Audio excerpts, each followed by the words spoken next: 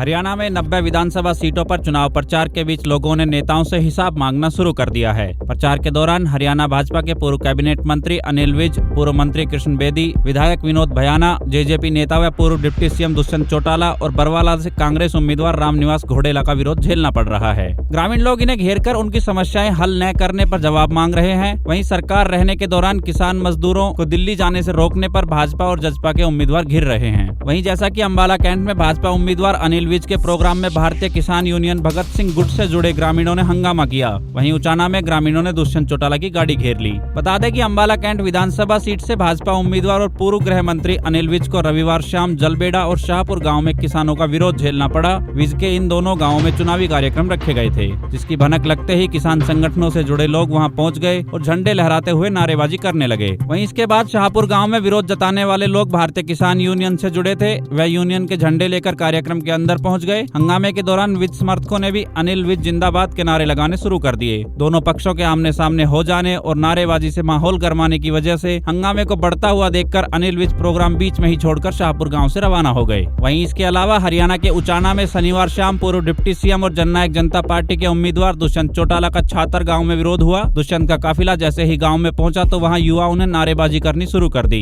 युवाओं ने आरोप लगाया कि दुष्यंत चौटाला को पिछले विधानसभा चुनाव में यहाँ के लोगों ने बड़ी जीत दिलाई थी। लोगों ने भाजपा के खिलाफ होकर दुष्यंत के लिए वोटिंग की, लेकिन दुष्यंत चुनाव जीत गए तो खुद भाजपा के साथ चले गए। इसे लेकर लोगों में बहुत नाराजगी है। युवकों का यह भी कहना है कि पिछले चुनाव के बाद छातर गांव ने दुष्यंत चौटाला का सामाजिक बहिष्कार किया था, जिस कारण लोग सामाजिक बहिष्कार किए हुए लोगों को गिरफ्तार करने की बात कर रही है। वहीं जींद जिले के नरवाना विधानसभा क्षेत्र से भारतीय जनता पार्टी के प्रत्याशी पूर्व मंत्री किरण बेदी और ग्रामीणों के बीच तीखी बहस हो गई। वे भीखेवाला गाँव में चुनाव प्रचार व वोट मांगने गए थे। इस दौरान उनको ग्रामीणों के विरोध का सामना करना पड़ा, क्योंकि किसान आंदोलन के दौरान भाजपा के व्यवहार से लोगों में रोष था। वे जैसे ही चुनाव प्रचार के लिए गांव भीखेवाला की चौपाल में पहुंचे तो वहां एकत्रित लोगों ने कृष्ण बेदी से कहा कि उन्होंने मंत्री रहते हुए कभी भी उनके गांव की समस्याओं को निपटाने में दिलचस्पी नहीं ली, इसलिए अब विधानसभा चुनाव में गांव के लोग भी कृष्ण बेदी की कोई बात नहीं सुनेंगे। इसी दौरान ग्रामीणों व कृष्ण बेदी के बीच खूब सवाल जवाब हुए। ग्रामीणों ने यहाँ तक कह दिया कि जिस प्रकार का अपमान भारतीय जनता पार्टी व उसके मंत्रियों ने किसानों और मजदूरों का किया है, ठीक उसी प्रकार अब वे विधानसभा चुनाव में भाजपा के साथ करेंगे। इस दौरान कृष्ण बेदी लोगों को समझाते हुए नजर आए, लेकिन लोग उनकी बात सुनने तक को राजी नहीं हुए।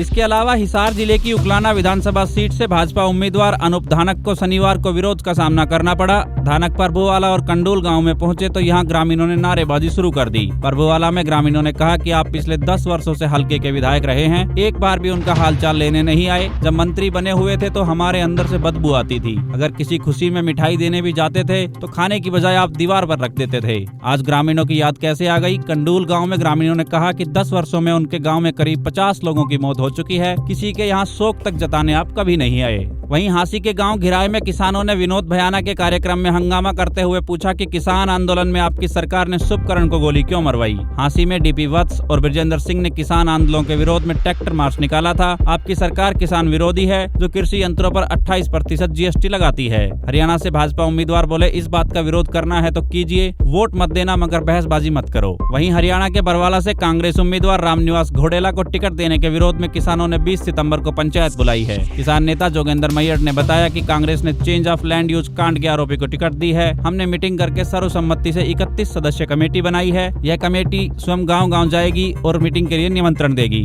इससे पहले किसानों ने दिल्ली में कांग्रेस मुख्यालय के बाहर रामनिवास घोडेला को टिकट न देने के लिए कांग्रेस प्रभारी दीपक बाबरिया से टिकट का विरोध किया था। बता दें कि 2009 से 2014 के बीच तत्कालीन कांग्रेस सरकार के मुख्य संसदीय सचिव रहे विनोद भयाना, रामकिशन फौजी, विधायक जरनैल सिंह, स्वास्थ्य मंत्री राव नरेंद्र सिंह, विधायक नरेश सेलवाल ने CLU करवाने के लिए, वक्फ बोर्ड की जमीन रिलीज करवाने के लिए और विधायक रामनिवास घोडेला ने सर्व शिक्षा अभियान के अंतर्गत ईंट भट्टों पर बच्चों को पढ़ाने का काम NGO को दिलवाने के लिए घूस की मांग की थी। इसी मामले में एक स्टिंग ऑपरेशन किया गया था। उस स्टिंग ऑपरेशन के आधार पर इनेलो ने 2014 में इन सब के खिलाफ भ्रष्ट आचरण की शिकायत लोकायुक्त से की थी। तत्कालीन लोकायुक्त ने 16 दिसंबर 2015 को उपरोक्त सभी के खिलाफ भ्रष्टाचार अधिनियम के तहत SIT गठित करके जांच के आदेश दिए थे। तत्पश्चात 27 जुलाई 2015 को तत्कालीन ADGP एवं SIT के इंचार्ज वी कामराजा ने इन सबको भ्रष्टाचार अधिनियम के तहत दोषी माना और इनके खिलाफ मुकदमा दर्ज करने की सिफारिश की थी, जिसके बाद स्टेट विजिलेंस ब्यूरो ने सभी के खिलाफ केस दर्ज कर लिया था।